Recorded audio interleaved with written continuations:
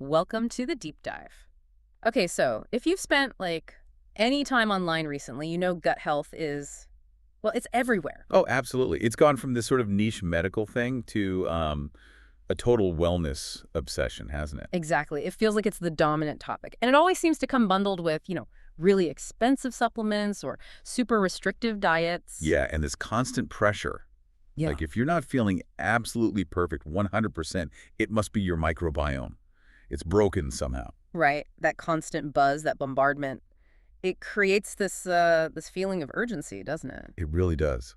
And it pushes people, I think, to chase after these really complex, sometimes fleeting trends, things that change week to week. And the whole topic itself, the microbiome, it sounds so complex. Well, it is complex biologically, and that complexity makes people feel like, they need a PhD just to walk down the supplement aisle, hmm or even just to choose bread. That anxiety, that confusion, that's exactly what we want to cut through today. Mm. Our mission, really, for this deep dive is to slice through all that noise, ignore the dramatic quick fixes, and really get into the core habits, the sustainable stuff that actually matters for your long-term digestive health. We need to stop talking about magic bullets and Yeah. start talking about systems, biological systems. Yes, systems. So our analysis today, it's really grounded in some remarkably clear source material. Mhm. We're focusing quite a bit on the insights from Gut Health Without the Hype, which Okay. was written by Troy Texera. Right, and Teixeira's analysis is great because it offers this really steady, consistent framework. It shifts the whole focus away from, chasing expensive fixes, Which is exhausting. totally exhausting. And instead, it puts the focus on implementing simple, actionable foundational habits, things you can actually do consistently. That's the key shift, isn't it? Systems and consistent inputs, not some magic powder. So if you're listening and you're tired of that revolving door of wellness trends, if you want a clear guide to what actually works, well, this deep dive is for you. It's your shortcut. Let's unpack the actual architecture of the gut system then. Okay, let's kick off with what I think is a huge relief, this central idea from Texera. The gut isn't some mystical, fragile flower. Not at all. It's not going to instantly wilt if you, eat a slice of pizza occasionally. It's actually a predictable, resilient biological system. It's designed to handle fluctuations and respond well to consistency. That's such a vital reframing because the idea often pushed, especially by marketing, is that we need these exotic, daily, usually expensive interventions. Right, like the fermented sea moss you hear about or those specialized fiber powders. Exactly. And that completely misunderstands the robustness of our own biology. As Teixeira really emphasizes, we're dealing with a biological system that's been honed over millennia. It's not some delicate piece of modern tech that needs constant tweaking. So if we give it the right inputs consistently. The system performs its functions efficiently. It knows what to do. Okay, so when we talk about gut health, what are the specific essential jobs that Teixeira identifies for this system? It's clearly more than just, breaking down your lunch. Oh, far more. Teixeira outlines 3 major responsibilities, and they're deeply interconnected. The first one, the absolute foundation, is digestion and nutrient absorption. The factory floor, basically. Exactly. It has to break down the food, the macromolecules, into usable energy and building blocks for your body. If things like digestive enzymes or stomach acidity are off, well, the whole chain reaction downstream gets disrupted. Okay, makes sense. And the second function. This Yeah. one often surprises people by its sheer scale. Yeah, that's the immune regulation piece. It's kind of astounding, but something like 70 to 80% of your body's immune tissue is actually located along the gut lining. 70 to 80%. Wow. Huge. Think of it like this enormous surveillance system. It's constantly checking things out, distinguishing between harmless stuff like food proteins, your beneficial microbes, and then the genuine threats, like pathogens, And the gut lining itself plays a big role there. critically. Specifically the mucosal barrier. It acts like a very sophisticated bouncer, basically deciding who gets past the velvet rope and who stays out. It's a crucial line of defense. Okay, digestion, immunity. And the third major function. This is the one that seems to connect to everything else, mood, stress. Exactly. Communication with the brain. This is the famous gut-brain axis. It's like a two-way superhighway linked primarily by the vagus nerve. And Teixeira's analysis really highlights this connection. Yes, it points out that the chemical and hormonal signals produced in the gut, things like neurotransmitters, believe it or not, directly impact your mood, your thinking, your stress responses. So it's truly bidirectional. Absolutely. Yeah. That systemic connection is why, chronic digestive discomfort can so drastically affect your mental state. And conversely, it's why high levels of stress can completely derail your digestion. Okay, and sort of orchestrating all of this, at the heart of it, is the microbiome itself. We hear that word constantly. Let's just quickly solidify what it actually is and what it's doing down there. Right. So the microbiome, think of it as this incredibly densely populated community.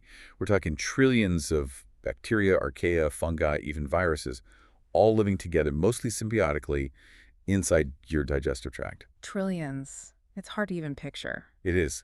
And their critical role is essentially to perform metabolic tasks that our own human cells can't do.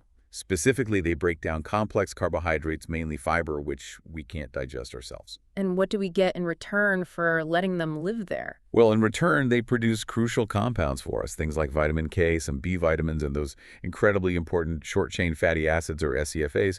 We'll definitely circle back to those. They're essentially our gut's cleanup crew, power plant, and defense team, all rolled into one. Okay, now let's hit that anxiety-reducing point that Tetsera emphasizes, the resilience factor. We're constantly told the microbiome is so delicate, so easily broken, but the source material argues it's actually quite robust. Why is that distinction so important for you, the listener? It's a massive psychological shift. If you truly believe your gut is fragile, you end up living in constant fear of making a mistake. Yeah, like eating the wrong thing or missing a supplement. Exactly. And that often leads to really restrictive eating patterns, sometimes even orthorexia, which ironically can cause nutrient deficiencies and definitely causes stress, undermining the whole goal. So Tetsera pushes back against that fragility narrative. Strongly. Teixeira asserts that the gut system is designed to handle temporary insults. Think about a round of antibiotics, or maybe an indulgent meal on vacation. It has significant redundancy built in. If one particular strain of bacteria gets knocked back temporarily, others can often step up to fill the gap. So it doesn't need constant obsessive micromanagement. Not at all. What it needs, according to Teixeira, are smart, consistent daily habits that support diversity and stability over the long haul. Not the kind of obsessive daily tweaking that social media often promotes. Consistency in the basics that beats temporary perfection every single time. Okay, that sets the stage perfectly. If the gut is this resilient system that responds best to consistent inputs, then what are the most powerful levers we can actually pull? Where should we focus our energy? This is where Troy Teixeira really simplifies things, breaking it down into 4 powerful yet accessible pillars. These are the bedrock, the foundation upon which real, sustainable gut health is built. Let's get into them. Pillar 1, fiber. Everyone knows fiber is important, but Teixeira's work really makes the case that diversity is the key factor, maybe even more than just total volume. Yeah. Why is aiming for variety so critical? Well, if we stick with that microbiome as a city analogy, imagine that city is full of specialists. Yeah. Different groups of microbes specialize in breaking down or fermenting different types of fiber. So if you only ever feed them, say, oats, then the microbes that are really good at breaking down the fibers found in onions or beans or asparagus, well, they don't get fed.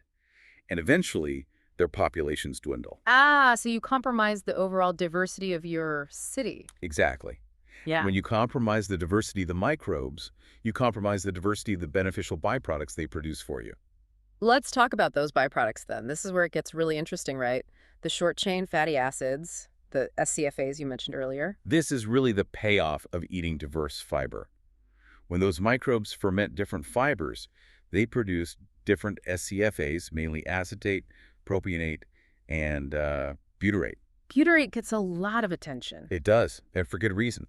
Butyrate serves as the primary fuel source for the cells that actually line your colon, the colonocytes. It helps maintain the integrity of that gut barrier, keeps it strong, and helps reduce inflammation right at the source. But the others are important too. Oh, absolutely. Acetate and propionate are also vital. They get absorbed into the bloodstream and influence things like overall metabolism and even appetite regulation signals sent to your brain. Teixeira stresses that to get this full beneficial range of SCFAs, you need a diverse range of fibrous inputs. You need to feed all the different specialists. Okay, so we need different types. Let's break that down. There's soluble fiber and insoluble fiber. What does soluble fiber do? Soluble fiber is the kind that dissolves in water. It forms this sort of gel-like substance in your gut. One effect is that it slows down how quickly your stomach empties, which helps stabilize blood sugar levels after a meal. That's useful. Very. But its main job, arguably in this context, is acting as the direct food source, the prebiotic fuel for those beneficial gut bacteria. That's what they ferment to make SEFAs. And where do we find soluble fiber? Think oats, barley, beans, lentils, apples, citrus fruits, psyllium husk, things that get a bit gummy or thick when mixed with water. Got it. And then there's insoluble fiber, the roughage. Exactly. That's the stuff that doesn't dissolve in water. It passes through your digestive system more or less intact. Its main job is mechanical. It adds bulk to your stool. Which helps with regularity. Absolutely critical for regularity and preventing constipation. This bulk physically stimulates the muscles in your intestinal walls to contract that wave-like motion called peristalsis, which pushes everything along smoothly. It essentially keeps traffic moving. And reduces transit time. Precisely. It helps prevent things from stagnating in the colon. You find insoluble fiber in things like whole grains, like the bran part, nuts, seeds, and the skins and stalks of many vegetables, like broccoli, celery, and leafy greens. Okay, so for the listener, Texera suggests aiming for, what, around 25 to 35 grams of total fiber per day from a mix of these sources? That's the general target range, yes. Aiming for variety within that target is key. Now, here's a practical challenge Texera addresses. Lots of people try to increase their fiber intake. Maybe they hear this advice, and then, bam, they experience massive bloating, gas, discomfort. What's going on there? That's super common. And Texera notes it usually happens because people increase the volume of fiber way too quickly, or they introduce a bunch of new types of fiber all at once. So the gut microbes aren't ready. Exactly. Your existing microbiome needs time to adapt. It might not have large enough populations of the specific microbes needed to efficiently break down that new fiber source. So you get rapid fermentation by whatever's there, leading to excess gas and bloating as byproducts. So what's the advice then? Don't just jump from 10 grams a day to 30 overnight. Definitely not. The key, according to Texera, is consistency and incremental increase. Start slow. Maybe add just 5 extra grams of fiber per day for a week. See how your system responds. Let it adjust? Yes. Maintain that slightly higher level until any initial discomfort subsides. This gives your existing microbial community time to multiply, to kind of catch up to the new food supply, then maybe add another few grams. You have to build a habit and the gut's capacity slowly and steadily. Patience is really important here. Okay, pillar 2. This one seems almost deceptively simple, but Texera elevates it to a foundational pillar: hydration. Just drinking enough water. Why is something so basic considered so crucial for gut health? It seems basic, but water is required at literally every single step of the digestive process. Its primary role, mechanism-wise, is kind of twofold. First, it ensures all your digestive secretions, things like stomach acid, bile, pancreatic enzymes, are produced in the right volume and consistency to work effectively. It keeps the machinery running smoothly. Right. And second, and this is really crucial, water is absolutely necessary to keep the contents moving through your intestine, especially the colon, optimally moist and lubricated. Connecting back to pillar 1. What happens if the system is dehydrated, especially if you are trying to eat all that fiber we just talked about? This is where it becomes really important. As you increase your fiber intake, remember that fiber, especially soluble fiber, acts like a sponge. It draws water into the colon. Now, if there isn't enough fluid available in the system overall, that fiber sponge basically expands and can kind of, well, bind things up. It makes the stool dry, hard, and difficult to pass. Leading directly to constipation. Exactly. It dramatically slows down transit time, causing discomfort, straining, the works. But Texera highlights that dehydration does more than just slow things down. It also impacts the integrity of the mucosal lining itself. Okay, let's get a bit technical for a second. We mentioned the mucosal lining earlier with immunity. What is it exactly, and how does water specifically support it? So the mucosal lining is essentially this physical barrier. It's a thick layer of mucus that sits right on top of the cells lining your intestines. Think of it like the first line of defense. Like a protective coating. Precisely. It's mostly made of water, complex carbohydrates, and special proteins called mucins. This mucus layer acts like, think of it as the moat around the castle wall, the intestinal cells being the wall. It prevents harmful bacteria, toxins, undigested food particles from making direct contact with those sensitive cells underneath. While still allowing nutrients through. Yes. It's selectively permeable for nutrients. Yeah. But when you're dehydrated, this mucus layer can become thin, less viscous, kind of brittle. It becomes less effective as a barrier. Exposing the cells underneath. Potentially, yes, which can increase the risk of inflammation and contribute to things like leaky gut or intestinal permeability. So staying hydrated is crucial for maintaining that strong protective mucus barrier. That makes total sense. So being proactive about hydration isn't just about quenching thirst. It's literally about protecting your gut's first line of defense. Absolutely. And Texera advises building hydration into your daily structure, not just reacting to thirst. Because thirst is already a sign you're behind. Often, yes. Right. Especially mild dehydration. So if you're eating high-fiber meals, definitely increase your water intake. If you're exercising and sweating, you need more. Even just living or working in a dry environment, like with central heating or air conditioning, increases your needs. So don't wait until you feel parched. No. Focus on proactive, consistent sipping throughout the day. Keep a water bottle handy. This ensures optimal lubrication for digestion and maintains the integrity of that crucial barrier. All right, pillar 3 shifts our focus from what we eat and drink to when we eat. Texera emphasizes that the gut, as a system, really thrives on rhythm and predictability. Why is erratic eating, like constant snacking or skipping meals randomly, such a major disruption? Because your digestive tract operates on a kind of schedule, involving different phases of activity and rest. When you eat a meal, the system kicks into high gear, the secretory and mechanical phase. Releasing enzymes, Right. acid, churning. Exactly. It's actively working to break down and move that meal through. Now, if you're constantly snacking, even small amounts, you essentially keep the system stuck in that work mode almost perpetually. And that prevents something important from happening. It prevents the most critical cleansing cycle from kicking in properly. The rest and digest phase is crucial, but there's also a specific housekeeping phase that only happens when you're not eating. This brings us back to something we touched on briefly, the migrating motor complex, the MMC. Let's give this the deep dive it deserves. How does the MMC actually work, and why is that rest period between meals so essential for it? The MMC is fascinating. Think of it as your gut's built-in scheduled maintenance crew or intestinal housekeeper.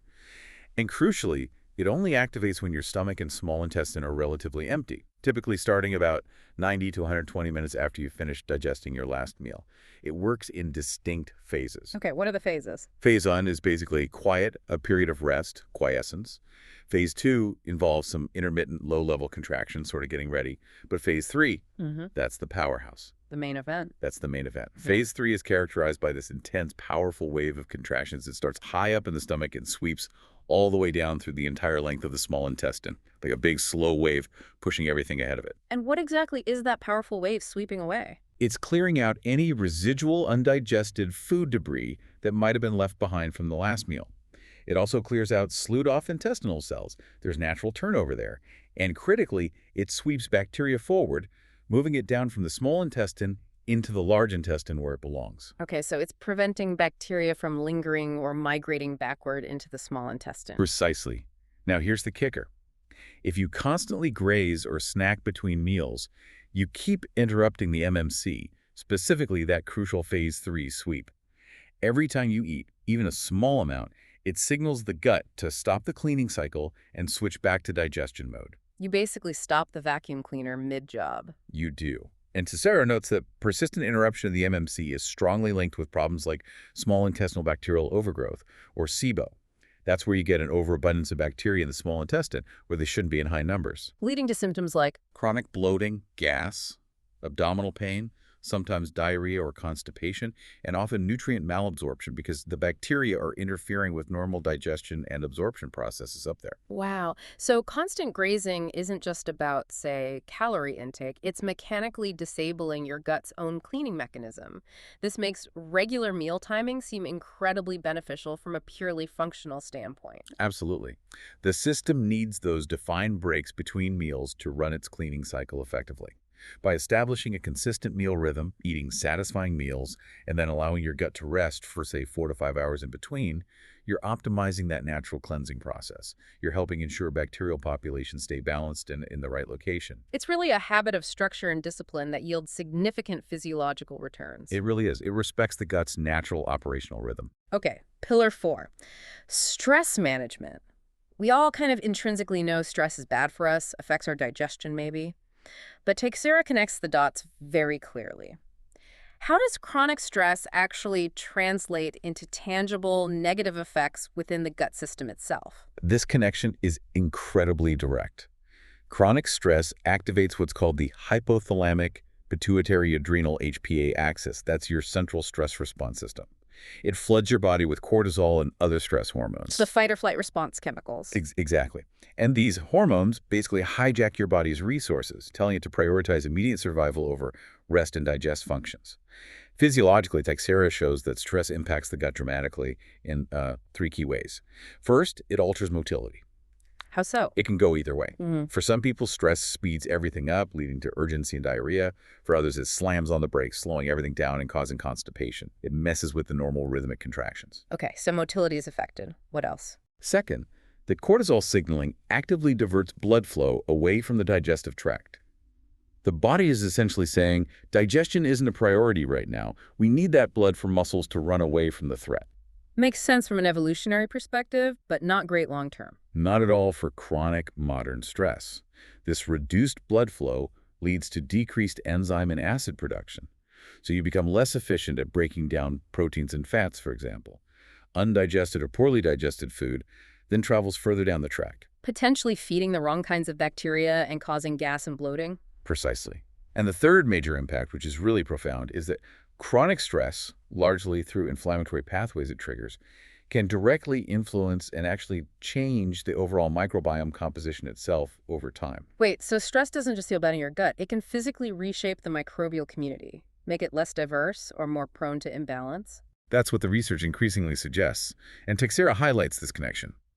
Stress can favor the growth of less beneficial or potentially pathogenic bacteria while reducing the abundance of beneficial ones. It can make the whole ecosystem less resilient, less diverse, and potentially more inflammatory. That creates a really vicious cycle, doesn't it? It absolutely does. The stress causes inflammation and shifts the gut flora. That shift can cause uncomfortable symptoms like bloating or irregular bowels. Those symptoms then feed back signals to the brain, often via that vagus nerve again, increasing feelings of anxiety or low mood, and round it goes. So we clearly cannot ignore this pillar. But the phrase stress management often feels so vague, so abstract, like, okay, just be less stressed. What simple, concrete outlets does Teixeira emphasize to help counter this physical stress response? We need practical actions. Right. The solutions have to be sustainable, things you can actually integrate into daily life. Teixeira points out that simply having structure in your day, predictable routines, can itself be a stress reducer for many people. It's interesting. Predictability helps calm the system. It seems to. Beyond that, the focus is really on consistent activities that actively help downregulate your nervous system, shifting you out of that fight or flight mode. Regular movement is huge, especially things like low-impact walking out in nature if possible. Not necessarily intense exercise. Intense exercise is great too. Structured training is also on Teixeira's list as a positive outlet. But even just consistent walking has powerful stress-reducing effects. Other practical tools mentioned include reflective practices like journaling, just getting thoughts out of your head and onto paper. And the big one. And perhaps the most profound, yet often overlooked, outlet is consistent, high-quality sleep. Sleep is when your HPA axis gets a chance to reset. Chronic sleep deprivation keeps that stress system chronically activated. So these aren't just nice-to-haves for general well-being. Teixeira positions them as essential digestive inputs, really. Absolutely. Managing stress through these tangible practices is as fundamental to good gut function as fiber or hydration. They directly impact the physiology. Okay, let's tackle an area that causes so much confusion, that linguistic tangle around probiotics, prebiotics, and fiber. These terms get thrown around so carelessly, often used interchangeably, Oh, constantly. and people end up mixing up their goals, maybe wasting money on the wrong things. So, using Teixeira's clear framework, let's really nail down the distinct role of each one. Yes, this clarity is crucial if you want to take targeted action. Yeah. It helps you understand, are you trying to add soldiers or are you trying to feed the army you already have? Big difference. Perfect analogy. Let's start with probiotics. Teixeira refers to them as the reinforcements. Right. So probiotics, by definition, are live beneficial microorganisms, usually bacteria, sometimes yeasts that you consume, with a specific goal of temporarily supporting or adding to your existing microbial population in the gut. They are the troops you're bringing in from the outside. Okay, live and beneficial are keywords there. Where do we find reliable food-based sources? Consistently consuming traditionally fermented foods that contain active, live cultures is often the best approach. Think natural, unsweetened yogurt with live cultures, kefir, which is a fermented milk drink, High-quality, unpasteurized sauerkraut and kimchi, some types of pickles. Unpasteurized is important. It is because pasteurization uses heat, which kills the live bacteria. These foods often offer a complex mix of different bacterial strains, which can be more beneficial than just one isolated strain in a pill. Okay, that brings us to supplements. Teixeira's analysis offers a pretty critical caution about probiotic supplements, doesn't it? It does. The caution is that most generic, off-the-shelf, room temperature stable probiotic supplements are, frankly, often overpriced and potentially underwhelming in their effects for the average healthy person. Why the skepticism specifically towards the pills? What are the issues? Teixeira notes a couple of key problems. First, effectiveness is heavily dependent on the specific strain of bacteria, not just the species. Different strains do different things. Many products don't specify strains or use strains without strong human clinical data. Second, there's the issue of viability. Meaning, are they still alive? Exactly. Many bacteria are killed by harsh stomach acid before they even reach the large intestine where they're needed. Plus, the number of live bacteria, the colony-forming units or CFUs, can decrease significantly between manufacturing and when you actually take the pill, especially if not stored properly. So unless you need a very specific strain, maybe recommended by a doctor for a diagnosed condition. Right. Unless the strain is highly specific, has solid clinical evidence supporting it for your particular situation, and has been tested to ensure it can actually survive the journey through the gut, Teixeira suggests your money and effort are often better spent on feeding the microbes you already have with diverse fiber sources. Okay, that makes sense. Let's move on to prebiotics then. If probiotics are the reinforcements, what are prebiotics? Prebiotics are the food, or maybe think of them as the fertilizer, specifically for the beneficial bacteria that are already living in your gut. They are non-digestible food components, typically specific types of dietary fiber that pass through your stomach and small intestine untouched. So we don't digest them, but the microbes do. Exactly. They reach the colon relatively intact, and there they are selectively fermented by your resident beneficial microbes, like bifidobacteria and lactobacilli. Their function is to help your existing well-adapted gut army thrive, multiply, and produce those beneficial SCFAs. So they strengthen your native population. What are some good, accessible food sources of prebiotics? They're actually found in a lot of common healthy plant foods. Things like garlic, onions, leeks, asparagus, slightly unripe bananas, Jerusalem artichokes, chicory root often added to foods, dandelion greens, apples, especially the pectin, and oats contain good amounts of prebiotic fibers like inulin, FOS, fructooligosaccharides, and GOS, galactooligosaccharides. So fairly common foods. Yes, including these types of foods regularly in your diet is arguably one of the most effective long-term strategies for nurturing a healthy and diverse gut microbiome. Teixeira implies this often outweighs the transient effects of many probiotic supplements. Okay, probiotics add, prebiotics feed. Now let's place fiber itself within this whole picture. Where does it fit? Fiber is the big, broad umbrella term. It encompasses all the indigestible carbohydrate components of plant foods. The crucial clarification Teixeira makes is this. While all prebiotics are types of fiber, not all dietary fiber has prebiotic activity. Okay, so prebiotic fiber is a specific subset of total fiber. Correct. We need both types of fiber for overall gut health, but they do slightly different jobs. As we discussed, the soluble fiber component often acts as the primary prebiotic fuel source feeding the beneficial bacteria. The insoluble fiber component, while not typically fermented much, serves that vital mechanical function, adding bulk, aiding motility, keeping things moving. So you need both the fuel and the broom, essentially. That's a great way to put it. You need the prebiotic fibers to feed the good guys, and you need the bulking fibers to ensure efficient transit and prevent constipation. That's why aiming for fiber diversity from various whole plant foods is so important you cover both bases. This distillation is incredibly helpful. So just to summarize Teixeira's simple framework one more time for the listener navigating the grocery store or supplement aisle. The simple breakdown to keep in mind is probiotics add bacteria, best sourced from fermented foods generally. Prebiotics feed your existing beneficial bacteria, found in specific fibrous plant foods. And fiber as a whole category supports efficient digestion, proper motility, and encourages overall microbial diversity. Focus on getting plenty of diverse fiber from real food consistently, and you largely bypass the need to get bogged down in the confusing marketing hype. Okay, we've built a solid understanding of the gut as a system, and the 4 pillars Teixeira identifies to support it consistently. Now, let's pivot. Let's talk about the stuff that derails us, the persistent distractions, the fear-based marketing, the drama that threatens the very consistency we've been advocating for. Yes, this is crucial because getting caught up in the hype can waste your time, your energy, your mental space, and definitely your money. Teixeira is quite clear in his analysis about certain trends and messages that the informed listener should basically learn to actively disregard, right? Absolutely. It's about protecting yourself from unnecessary stress and complexity. Teixeira identifies several pervasive trends that, frankly, introduce a lot of drama without providing corresponding evidence-based health benefits. Let's circle back to something we touched on, the whole detox and cleanse industry. Why does Teixeira classify detox teas and elaborate gut cleanses as non-starters, things to ignore? Because, as Teixeira reminds us, your body already has incredibly sophisticated and efficient detoxification systems built right in, namely your liver and your kidneys. They work 24/7. So these products aren't really needed. Generally, no. Detox teas and so-called gut cleanses typically rely on ingredients that are either aggressive diuretics, making you lose water weight temporarily, or harsh laxatives, irritating the bowel to force evacuation. Which doesn't sound very supportive of long-term health. Not at all. They don't support systemic, long-term detoxification pathways.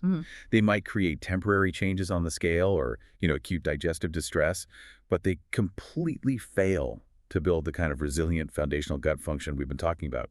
Teixeira sees them as short-term drama, completely replacing the need for building long-term sustainable habits. Okay, another huge source of anxiety and confusion for so many people is the constant stream of fear-based messaging around common foods. Things like gluten for people who don't have celiac disease, or lectins in beans or nightshades like tomatoes and peppers. What's Teixeira's take on this? This is a really critical point in Teixeira's analysis. Unless you have a specific medically diagnosed intolerance or allergy like celiac disease for gluten or a diagnosed food allergy, Teixeira strongly advises ignoring these generalized fear-mongering campaigns against entire food groups. Why? Because these foods aren't inherently harmful for most. Exactly. For the vast majority of people, these foods are nutritious parts of a diverse diet. Following restrictive elimination protocols based purely on internet fear introduces significant anxiety and unnecessary stress around the simple fundamental act of eating. And we already established in Pillar 4 how detrimental stress is to the gut. Precisely. It's completely counterproductive. These kinds of restrictions often lead to people unnecessarily cutting out nutrient-dense foods, reducing fiber diversity, and fostering this hypervigilant, stressed relationship with food that Teixeira argues is often more damaging to overall well-being than the foods themselves ever were. It adds drama, not health. Okay, what about the single solution fallacy? The idea that one specific superfood or product holds the key to fixing everything. Yeah, Teixeira advises ignoring any product, protocol, or influencer, claiming that one single element, whether it's bone broth, a specific collagen peptide powder, celery juice, whatever the trend of the moment is, will magically heal your gut all by itself. Because the gut is a complex system. It's a complex ecosystem. It requires diverse inputs and responds to the aggregate effect of consistent quality habits across all four pillars. We discuss fiber, hydration, rhythm, stress control. It doesn't respond to one single hero ingredient. That kind of marketing just preys on our desire for an easy fix to what feels like a complex problem. And finally, what about the explosion of very specific, often quite complex gut protocols shared anecdotally on social media? This requires real discernment. Teixeira would urge us to filter out gut protocols found on platforms like Instagram or TikTok that lack solid scientific grounding and are often based solely on one person's N1 anecdotal experience. They might work for that one person, but not necessarily apply broadly. Exactly. Or they might involve unnecessary complexity, significant expense for proprietary supplements, or extreme restrictions that are simply unsustainable long-term. Teixeira's analysis consistently brings us back to the idea that stability, simplicity, and consistency are the keys to a happy gut system. If a protocol seems overly dramatic, demands extreme unsustainable changes, or pushes expensive products with no clear clinical backing for you, it's likely adding noise and stress, not tangible health benefits. The core takeaway is, ignore the drama, focus on the reliable, proven inputs that feed the system consistently. #outro. Wow. This deep dive, really leaning on the clear-eyed perspective offered by Troy Teixeira, has been incredibly grounding, I think. It brings it back to basics in the best way. Mm. We've established pretty clearly that gut health isn't about chasing the latest fleeting trend or some magic potion advertised online. It's fundamentally about respecting the elegant design of what is actually a robust, predictable biological system. And recognizing that this system is profoundly supported by those four reliable pillars we walk through. Prioritizing fiber diversity, feeding all those different microbial specialists to get a full spectrum of SCFAs. Ensuring consistent hydration, protecting that vital mucosal barrier, and keeping things moving smoothly. Maintaining meal timing and consistency, giving the migrating motor complex the space it needs to do its crucial cleaning job. And not forgetting the powerful impact of sustainable stress control, actively managing that intricate gut-brain axis connection through practical daily actions. Right. The real beauty of this framework, I feel, is that it shifts the power back to you, the listener.